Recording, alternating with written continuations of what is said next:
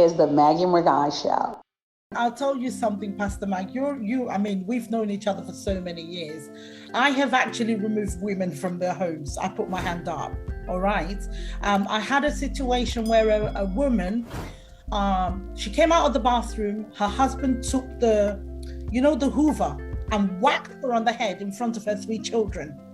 I'm going to read this tweet, the full tweet from Dr. Becky A.T, and she says, never make divorce an option at all.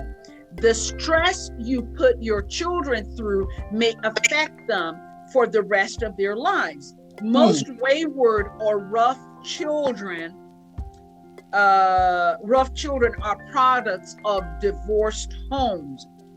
So shine your eyes before you say I do. Special tips for singles, Dr. Becky A.T.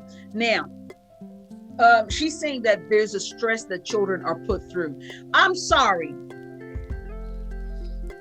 Children who are witnessing their mother being beaten by their father, or even the mother beating their father, what kind of trauma do you think you're putting those children through?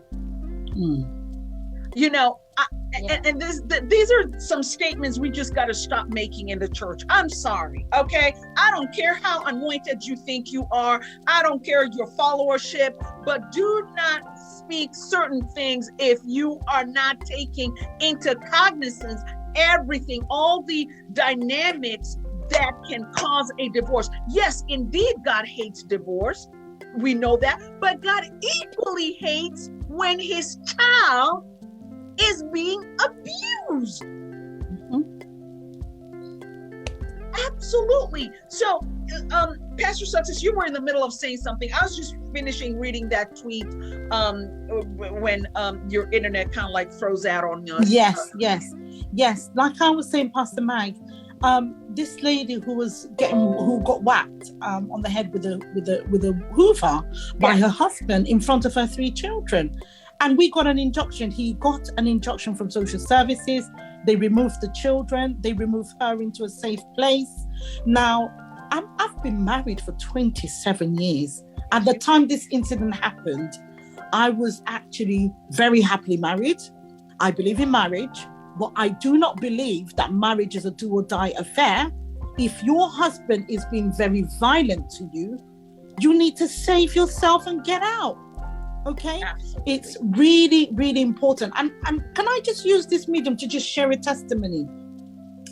I remember when myself and Reverend Victor were just courting, and this, we shared a little bit of this when we were on your show. Yes, and at that time, when I was dating Reverend Victor, I saw traits of violence in him, and those traits of violence, I thought to myself, we can't do violence in this relationship. There is no way we're doing violence. And he got help. And, what I'm trying to say to married couples is there is help out there, because violence is a form of mental disorder. For a man to feel he has to lift up his hand to control his wife or his partner, he needs psychological input. He needs therapy. And gone are the days where we Africanize our beliefs and say, well, just use prayer and fasting. Get him to go for CBT.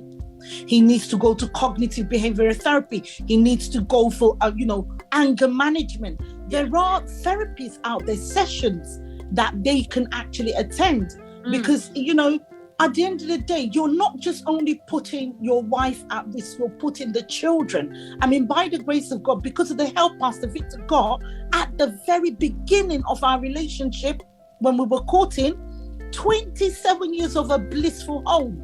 He is, today he has a strong stance against violence in the home, but he had to get help. And, a lot of times, Pastor Man, these things are genetic. They are passed down from parents as well. because it was modeled for them. It was modeled for them. Absolutely. You know, it was modeled for them. And that was my fear. That was my fear when I was listening in one of our contributors, Mrs. Elizabeth Oni. She's also a radio host on Flame Radio. And she made a comment, and I said, this woman's children, the children of the late Mrs. A.T, they're going to need serious therapy, because those boys have just, that's all they've known all their lives, because the violence that their dad emitted on their mother was right from day one, right from birth. Okay, so that's all they know, what marriage looks like. So if those boys do not have therapy, they are not get a chance to heal, would it be any wonder that they end up becoming wife beaters just like their dad?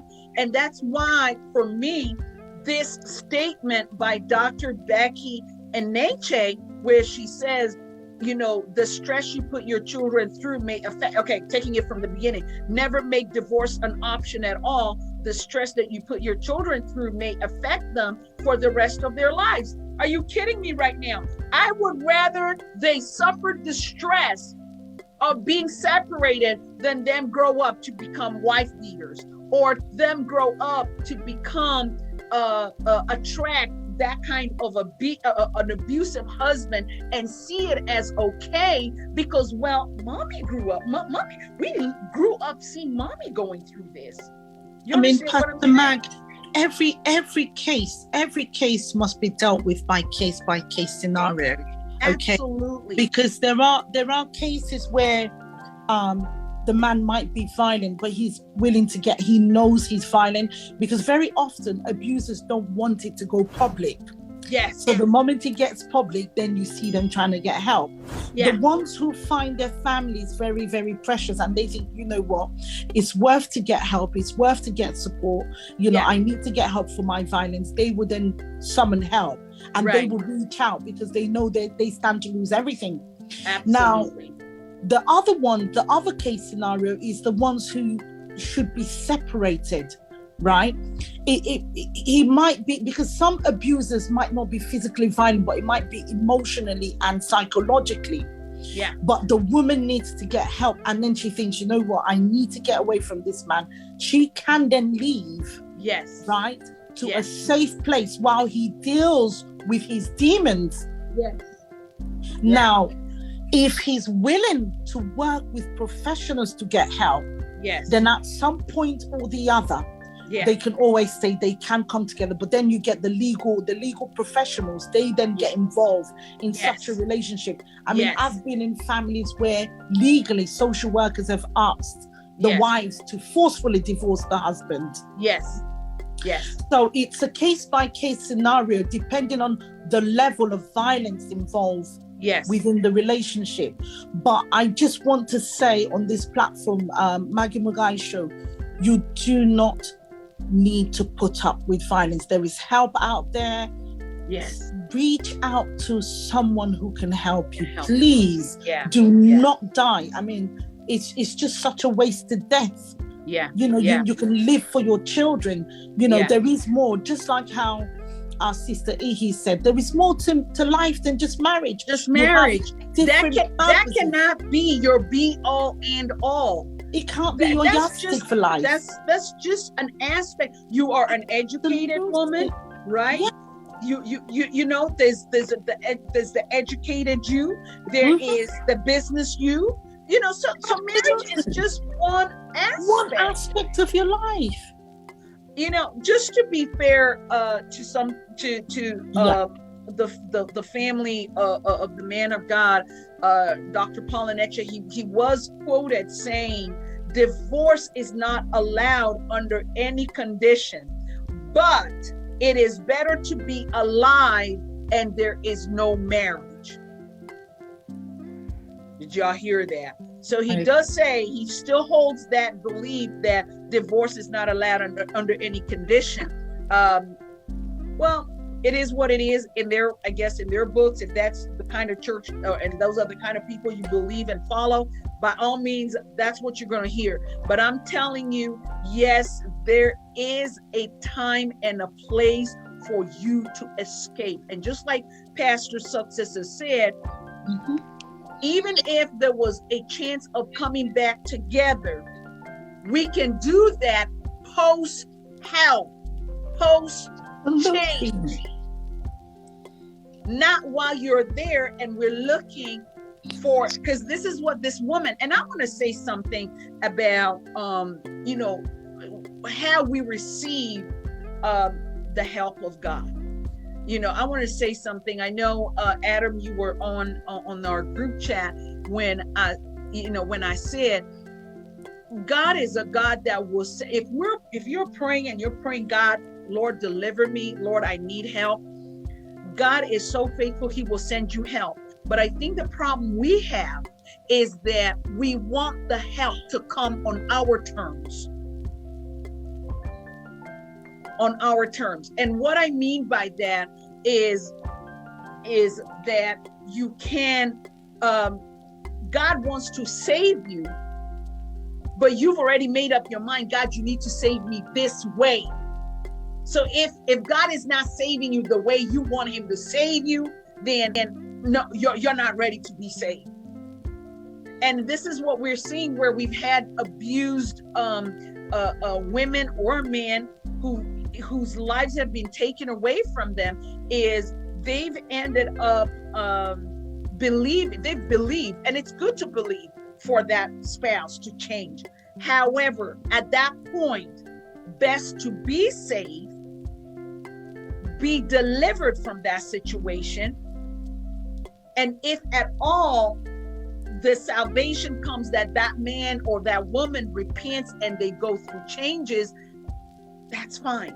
But for now, it's important to receive the help that God is bringing by reason of removing you from the abusive situation.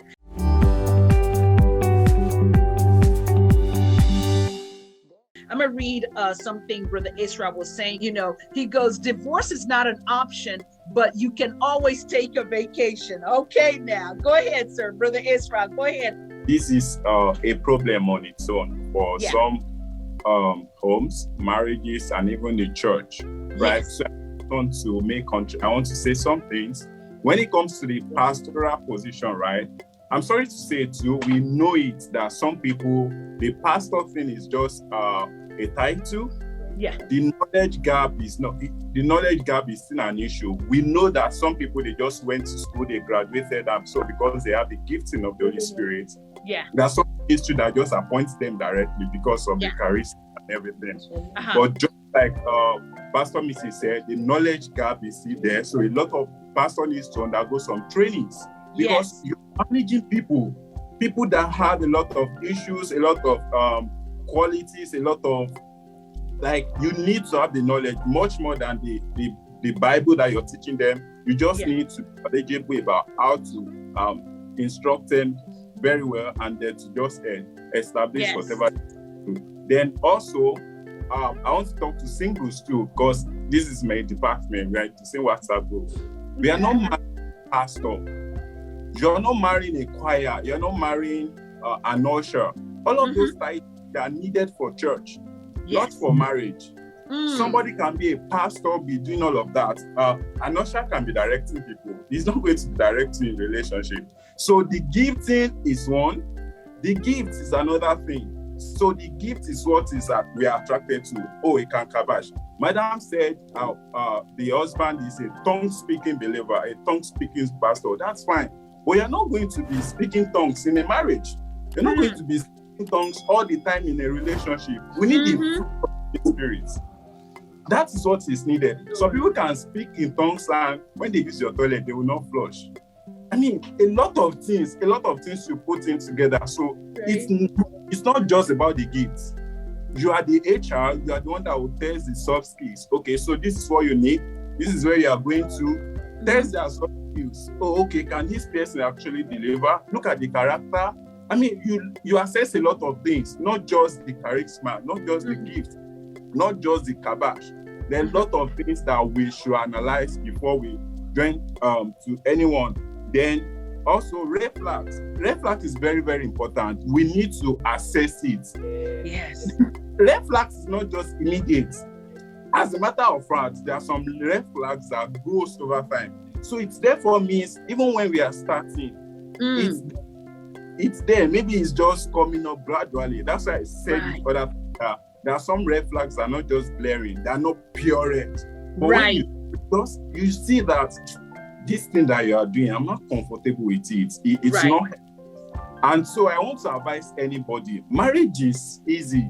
If you know you want to marry, then you should abide by the standard, because there is best practices for marriage. Anyone that wants to go into it, you should commit that, okay, this is what the originator instructs me to do. If you know you're going to do or do your own bargain, then just stay in the single part. Don't go and torture anybody. Don't go and be molesting anybody. Just be single. It's not compulsory to get married. But if you know you want to marry, then you should abide by the principle. Follow the standard.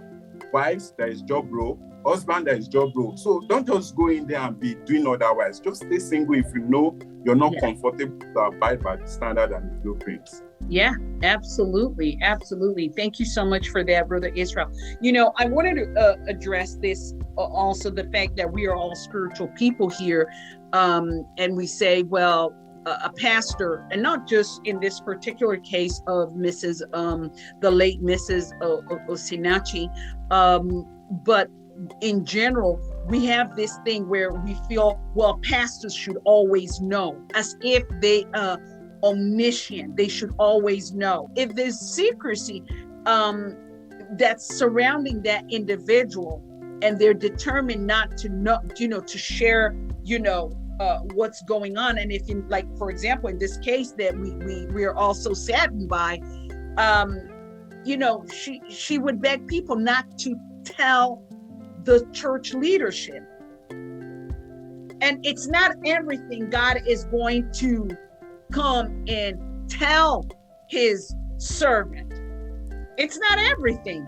And sometimes I've noticed that God will also respect your wish. Hello, have we thought about that? God is so kind enough to literally respect what we want. Victor, you want to say something? I can see your hand is up. Go ahead, ma'am. Thank you. I actually wanted to ask Reverend Success a question. Okay, for somebody that is in an abusive marriage, not relationship now, and most of them always like to wait for somebody to say leave. They know that they are inside it too. They are the one in it, but they are waiting for somebody to say leave.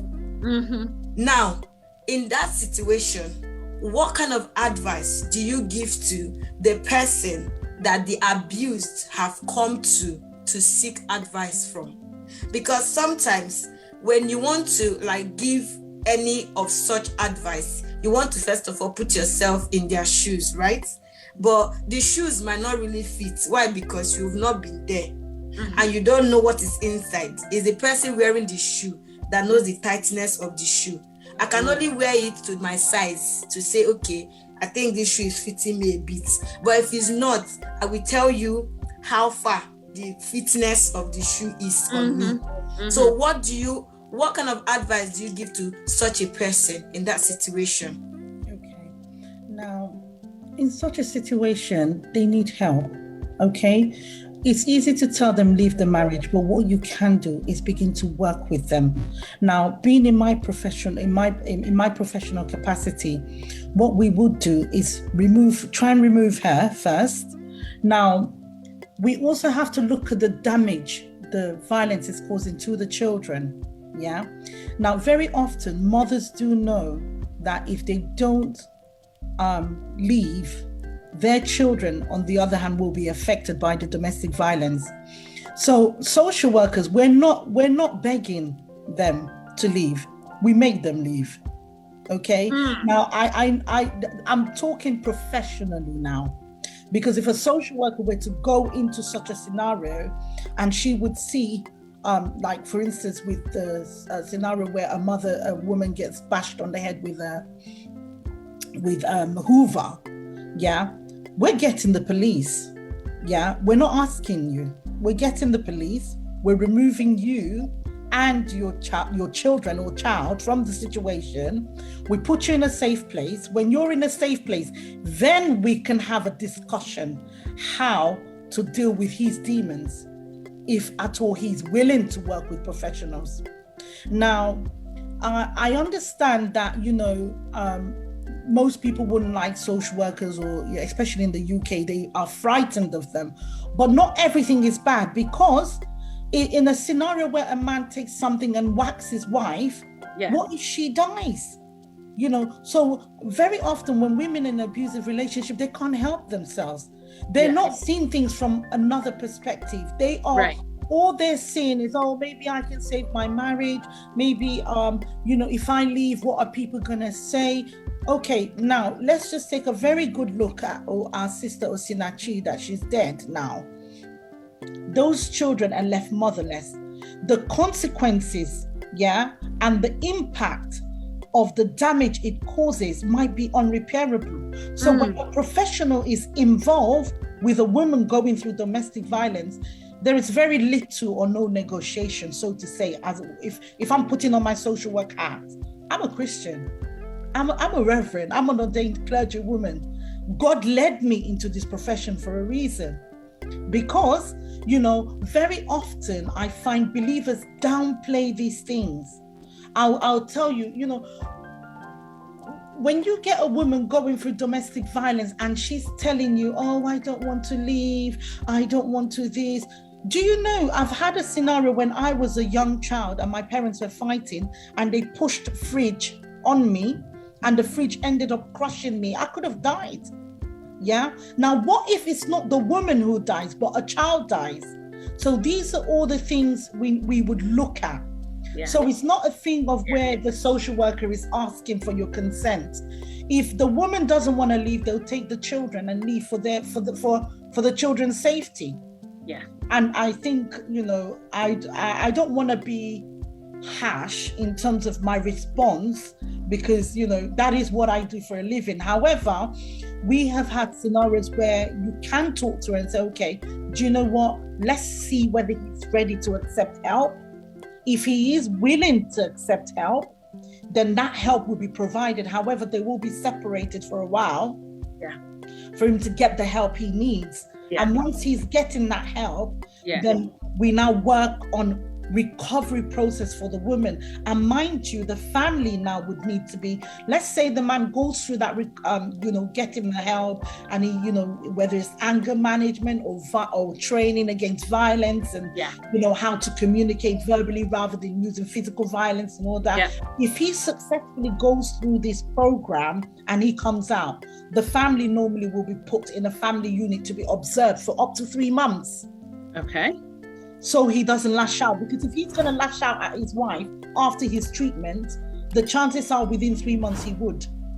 Right. While he's under observation, where there's camera in a unit, a family unit, and all that. These are the things they have in place in the UK. However, with Nigeria, there's much to be said. Or Africa in general. Yeah.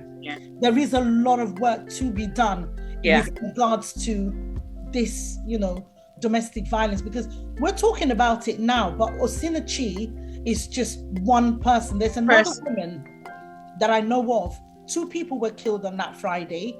There was another sister as well, who on this occasion, she was burnt alive with her brother. I'm sure, most of you would have heard of it. Yeah. I'm sorry, I didn't know. I'm just hearing this from you right now. She was burnt? She was burnt alive and killed. The guy was literally married for about a year, and the wife is pregnant. Killed her and burnt her alive in Nigeria with her brother, her biological brother, in the room. And he intentionally set the house on fire. Yeah. And mutilated her in the house.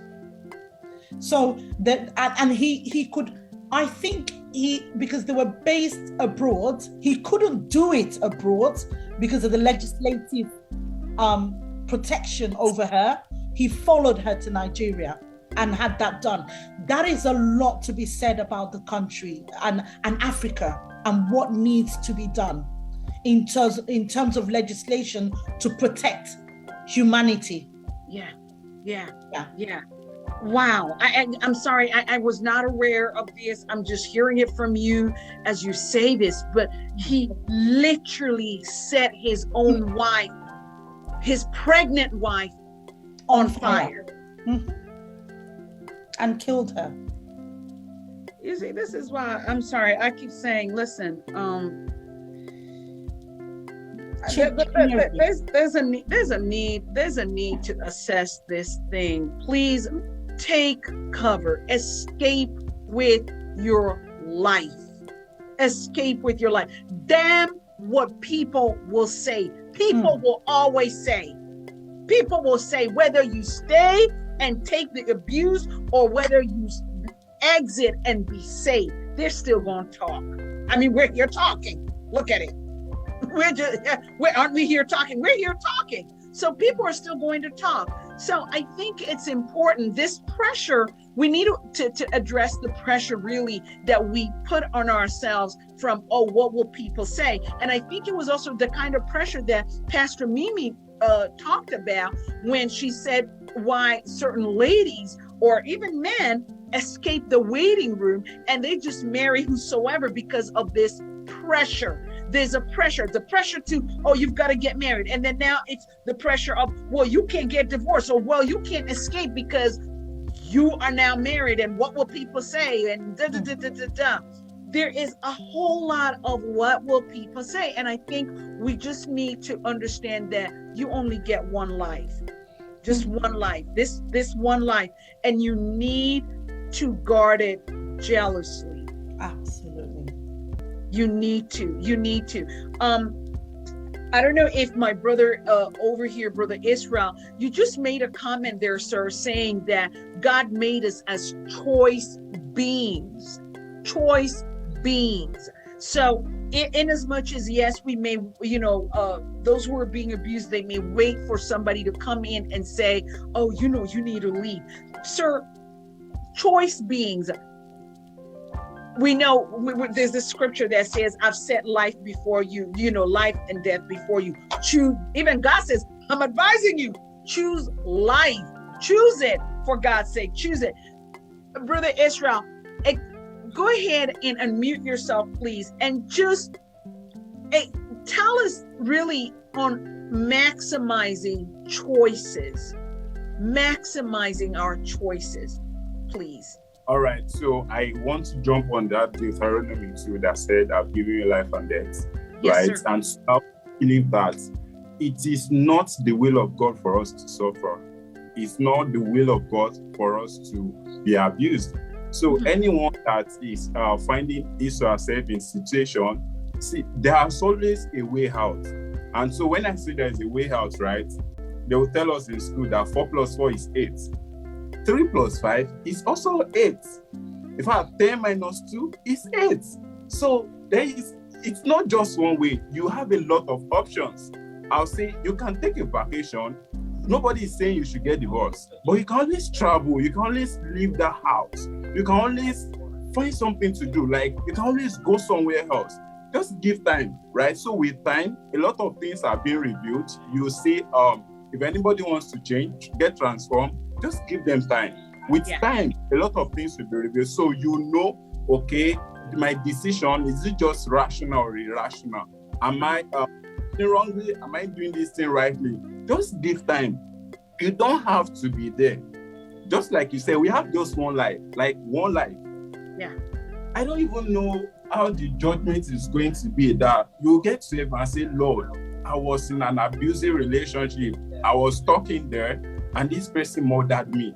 I don't know how we're going to do all of this in heaven. But I just believe that with common sense, you should not stay there really. From my end, you should not be there. You should not stay there. Why you know that, hey, this person is dangerous. This person can do and undo. This person can murder me. This person can, you don't need to stay there. Yeah. Just take a cover, do something. Yeah. Nobody says you should get divorced, really. If you don't want to, that's fine. I don't want to talk about that, bro. Right. But part time, why this situation is still beyond you, just take a cover. And when go somewhere else. And so if you're able to maximize your single stage very well, I want to say that you will not depend on this person to provide everything for you. So if you're expressing yourself, if you are taking a vacation, if you're opting in for an option, you have some resources with you to allocate to yourself, which you can use to fund all of those things, right? So, but the thing is, we're not telling you to divorce. No, that's not even the discussion. But if you know that this is beyond you, right? God says they will not give us temptation that is beyond us, right? So if you know this is beyond you and you know that this person is going to assassinate you, I mean, just take a cover. Go somewhere. Opt in for options. There are many options available. So Absolutely. There are choices with us, really. We can choose to do. Absolutely. So for those people that stay, they choose to stay. Yeah, they chose to stay. They wanted their deliverance a certain way. You know, they raised, Pastor Success, before you come on in, you know, you just said something amazing there, Minister Israel, saying that you can take, you know, just get away from that environment, take a vacation and allow people to go ahead and change. Well, can I just tell you, I know someone very close to me. She woke up one day and took a very long vacation, so far away from the abuser. Oh my. It's been 26-year vacation. Ain't nobody divorced, but she took a 26-year-old vacation. That's all I'm gonna say. Reverend Success, go ahead, ma'am. Yeah. She's probably on transit. Like, I know who that person is. She's very precious to us all. Now, Pastor Mike, you know, another thing is what, you know, I want to touch on the point that Victory made as well. Victory made a point about women empowering themselves. Mm-hmm. You know, it is so important. We need to invest in ourselves. Us women, you know, we need to go out there. We need to educate ourselves. We need to learn, you know, new skills, you know, learn new talents, you know, and just be empowered. Yeah. Don't, just as how Victory said, don't validate yourself through your man, you know, don't look at, I mean, one thing I've realized in a relationship, yes, when you know who you are, your spouse then places more value on you. Okay, yeah, and the singles need to know this. If you know who you are and you are confident in who you are, there is more value from your spouse to you. Yeah. Right? And when you know what you want, I mean, like Reverend Victor, for instance, will often say to me, sweetheart, you know why I love you? You know what you want. I know what I want. When you know what you want in life and you're willing to get what you want out of life and you know your purpose and you stand in your purpose and not the man validating you, then us females will get more. Because when I look at our sister, I mean, I don't want to be presumptuous to make a statement, but I think there's little to know about her educational background and everything, because I think education as well has a lot to play a part in things like this as well. Because any woman who is educated enough and, you know, and is exposed will definitely know, okay, this kind of behavior is unacceptable and I mustn't, you know, collaborate or collude with my husband to kill me first before I because there were instances where there were videos being played of children laying hands on her, which I thought, okay, a mother should be laying hands on children to start with. There were, there are a lot of informations that are in pieces with this sort of scenario. And even in terms of the other lady, bless her, Sister Chinyere Ogundoro, who got burnt alive, she actually read to the highest educational level, but I think in her own case, she underestimated what her husband is capable of doing. And she put it past him that he couldn't do something like that, because what I was reading, I heard when she went back home, she went and stayed in the same house with a beast, you know. So there's a lot of education to be done with especially vulnerable women, and I think it starts from them first identifying that they are vulnerable. Once they identify that they are vulnerable and they attract these sort of people, then they can then get help, or maybe before they go into a relationship they seek advice from someone who would see clearer rather than this jumping into a relationship with an abuser. It's a very sensitive subject, Pastor Mag. Very, very sensitive. Totally.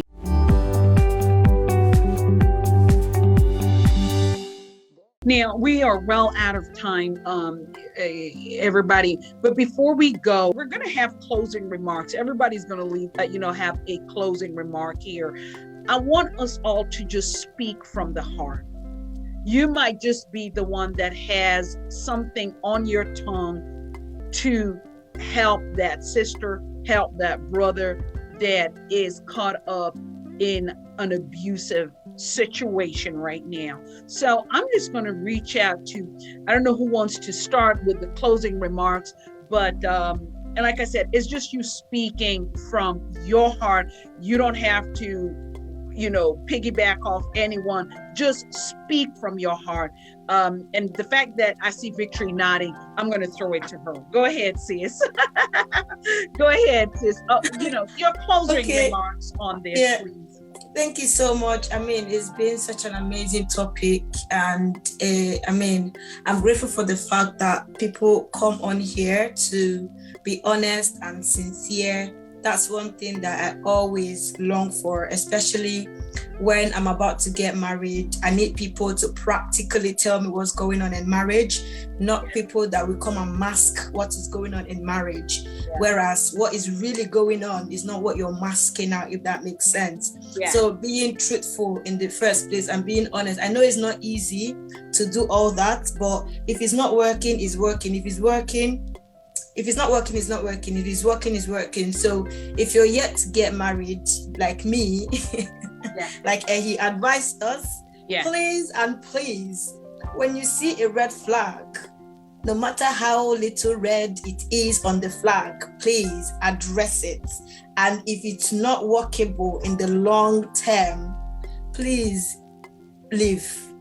Like they say, it's better to leave a broken courtship than to leave a broken marriage. But if you enter the marriage too and the red flag is flagging up, okay, the decision is your decision. And as we heard from Reverend Success, there is help everywhere. So wherever you are in the UK, in Africa, there's help. The only thing you need to do is to speak up. And I learned something new tonight, so maybe I'll take that home for myself. We are okay to break the code of confidentiality, especially when you want to save the abused. So thank you so much, and God bless you. Thank you, V. Anyone else want to have closing remarks? Everybody's actually going to give us a closing remark, because I appreciate being a panel. There are things that you may want to really just say as a word of advice. So if no one's going to, I'm just going to throw it out there and say, Minister Israel, go for it, sir. Go for it, Minister Israel. There you go. Thank you, sir. All right. So from my end, I think this situation, right, has exposed a lot of churches when it comes to the family life and marriage system generally. So I would, from my hand, I would say churches should be more committed to that subject of families when it comes to parenting, relationship.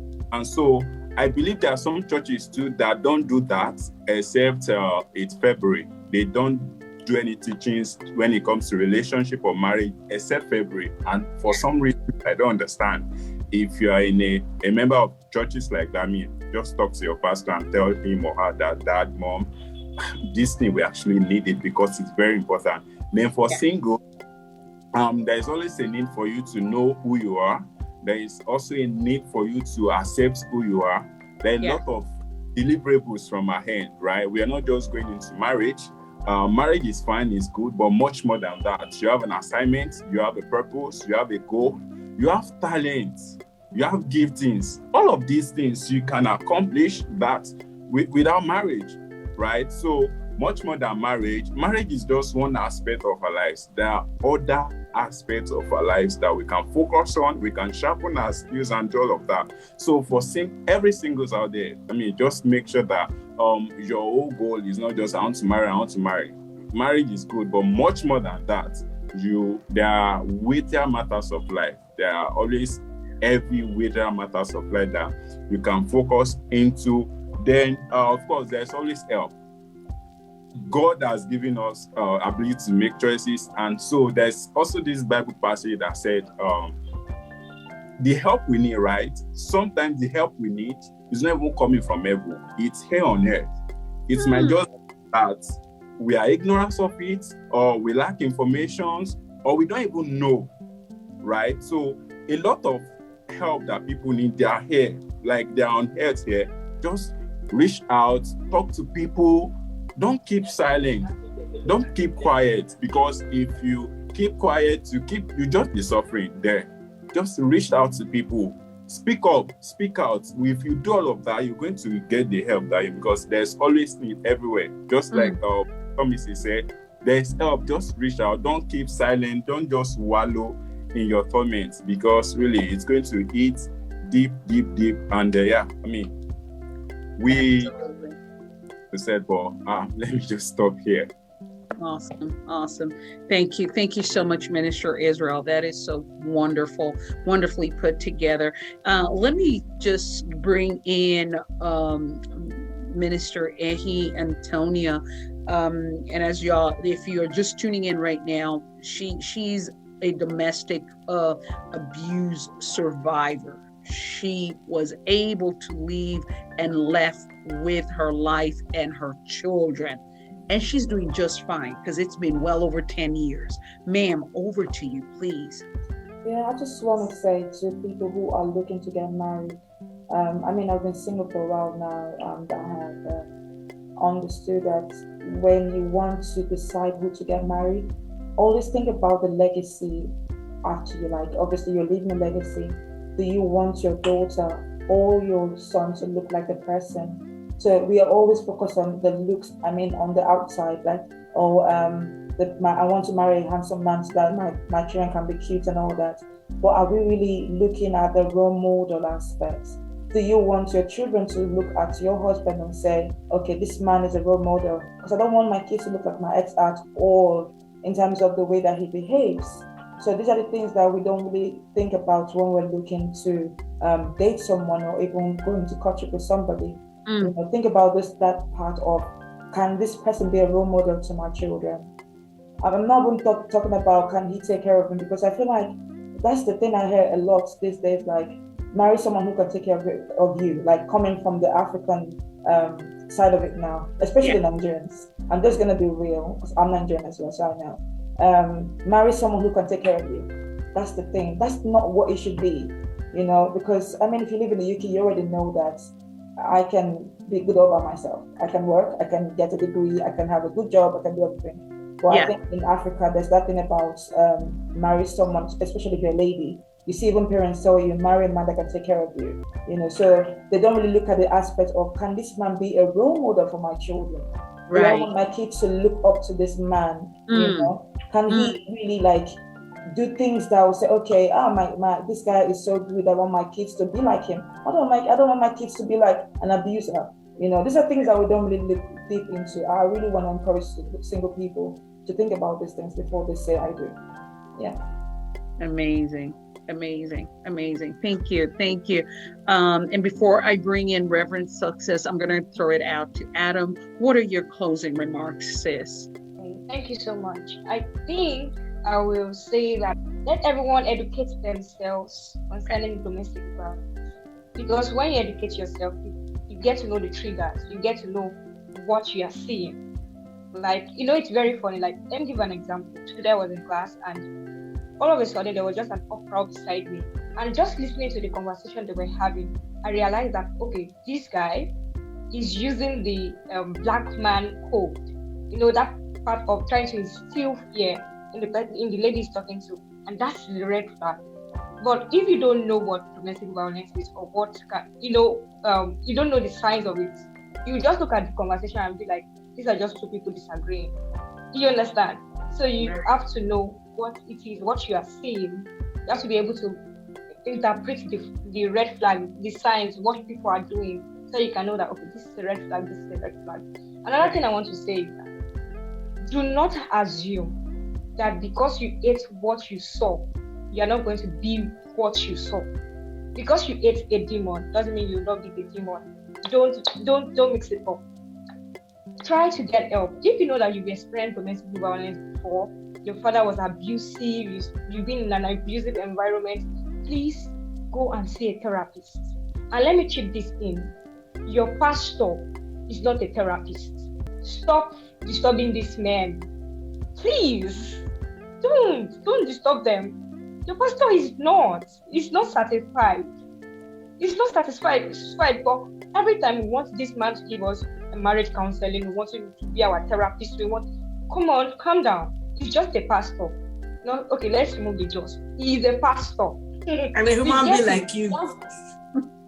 Yeah, he has a spiritual authority, we get it, but don't let him be everything. Go and see a professional. If I'm going to say another thing, I'm going to talk about Pastor Success was talking about signs. She talked about abusive people try to actually separate you from your family and from the people that you love. And I was reading a book, and in that book they said that look for three of these words in people. People will say if, but, and I've forgotten the last one. So people will say if is like, if you do this better, I would have loved you. Or people who play down what they've done, they say something like, I didn't really slap you. It was just a little bit of check. They are trying to play down the scenario of what is happening and make you look like you are irrational. Look for those checks too in people. It's crazy. You might think that it's small, like maybe it's just saying but, it's just saying everything. But when it starts showing up, it will be big. I think it's big. That's all I have to say. Amazing. That's so deep, Adam. Thank you.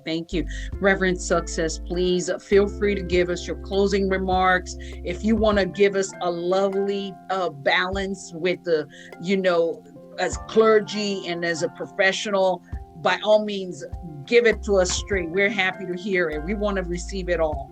Thank you so much, Pastor Maggie.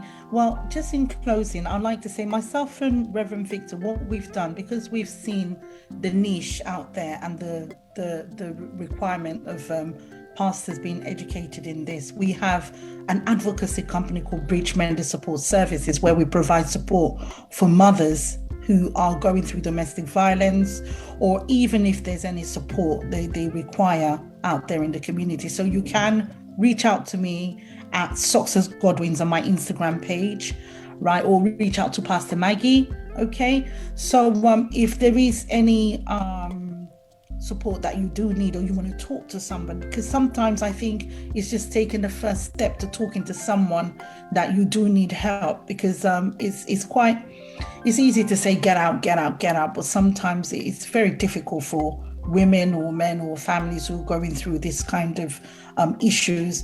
And then secondly, I know we're talking about domestic violence, but it's also prevalent even in churches as well, religious control and all of that. So it's not just only the domestic violence. I think generally we as Africans, we need to really move away from this control of the mind, where you get told you can't do this except you go to this person. Learn to rely on Jesus Christ.